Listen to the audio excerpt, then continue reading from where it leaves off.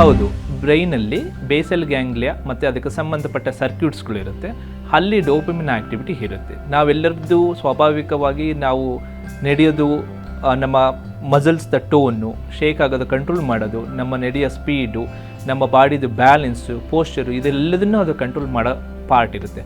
ಆ ಜಾಗದಲ್ಲಿ ವ್ಯತ್ಯಾಸ ಆದಾಗ ಈ ಪಾರ್ಕಿನ್ಸನ್ಸ್ ಡಿಸೀಸ್ ಲಕ್ಷಣಗಳು ಬರುತ್ತೆ. ಕಾಯಿಲೆಗಿಂತ prevention is better than treatment ಅಂತ ಹೇಳಲ್ಲ, ಹಾಗೆ ಎಲ್ಲರೂ ನಾವು ತುಂಬ ಮುಖ್ಯವಾದಂಥ ಪ್ರಿವೆಂಟಿವ್ ಮೆಜರ್ಸ್ ಅಂತಂದರೆ ಆರೋಗ್ಯಕರವಾದ ಜೀವನ ಶೈಲಿಗಳನ್ನು ಅಳವಡಿಸಿಕೊಳ್ಳೋದು ಭಾಳಷ್ಟು ಇಂಪಾರ್ಟೆಂಟು. ನಾವು ಊಟ ಮಾಡೋ ರೀತಿಯಲ್ಲಿ ನಾವು ಇಂಪ್ರೂವ್ಮೆಂಟ್ ಮಾಡ್ಕೊಬೇಕು. ಸೊಪ್ಪು, ತರಕಾರಿ, ಹಣ್ಣು ಆ ಥರದ್ದು ಜಾಸ್ತಿ ಅದನ್ನು ಆರೋಗ್ಯಕ್ಕೆ ಆ್ಯಂಟಿ ಆಕ್ಸಿಡೇಟಿವ್ ಸಪೋರ್ಟ್ಸ್ ಮಾಡೋ ಅಂಥದ್ದು ಊಟದಲ್ಲಿ ವ್ಯತ್ಯಾಸ ಇಂಪ್ರೂವ್ಮೆಂಟ್ ಮಾಡ್ಕೊಬೇಕು. ಹಾಗೆ ನೀರಿನ ಅಂಶ ನಾವು ಚೆನ್ನಾಗಿ ಇಂಪ್ರೂವ್ಮೆಂಟ್ ಮಾಡ್ಕೊಬೇಕು. ಈ ಭಾಳಷ್ಟು ಜನ ನೀರಿನ ಅಂಶ ಭಾಳಷ್ಟು ಕಡಿಮೆ ಮಾಡ್ತಾರೆ.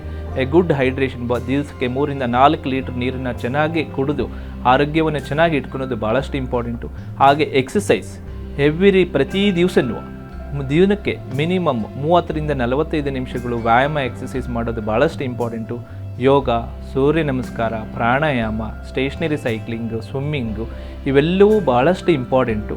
ಆರೋಗ್ಯಕರವಾದ ಫುಡ್ಡು ಮತ್ತು ಎಕ್ಸಸೈಸು ಇವೆರಡನ್ನೂ ನಾವು ರೆಗ್ಯುಲರಾಗಿ ಮಾಡಿದ್ವಿ ಅಂತಂದರೆ ಆರಂಭದ ಈ ಕಾಯಿಲೆ ಈವನ್ ಜೆನೆಟಿಕ್ ಪ್ರಿಡಿಸ್ಪೋಷನ್ ಇದ್ರೇನು ಆರಂಭ ಆಗದ ಲಕ್ಷಣಗಳನ್ನು ನಾವು ಎಷ್ಟು ಸಾಧ್ಯನಷ್ಟು 3 ವರ್ಷ 5 ವರ್ಷದವರೆಗೂ ಪೋಸ್ಟ್ಪೋನ್ ಮಾಡ್ಬೋದು. ಹಾಗೆಯೇ ಅವರಿಗೆ ಬೇಕಾಗಂಥ ಕಾಯಿಲೆಗೆ ಬೇಕಾಗಂಥ ಟ್ಯಾಬ್ಲೆಟ್ಗಳು ಪ್ರಮಾಣಗಳನ್ನು ಕಡಿಮೆ ಮಾಡ್ಬೋದು. ಹಾಗೆ ಅವ್ರದ್ದು ಕ್ವಾಲಿಟಿ ಆಫ್ ಲೈಫ್ ಸ್ಪ್ಯಾನು ಬಹಳಷ್ಟು ಚೆನ್ನಾಗಿ ಇದರಲ್ಲಿ ಇಂಪ್ರೂವ್ಮೆಂಟ್ ಆಗುತ್ತೆ.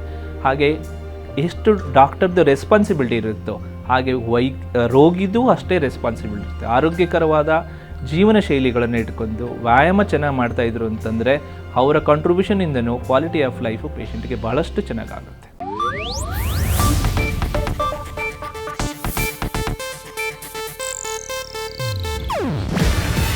ಇದು ಏಷ್ಯಾನೆಟ್ ನ್ಯೂಸ್ ನೆಟ್ವರ್ಕ್ ಪ್ರಸ್ತುತಿ. ನೀವು ನೋಡ್ತಿದ್ದೀರಾ ಏಷ್ಯಾನೆಟ್ ಸುವರ್ಣ ನ್ಯೂಸ್.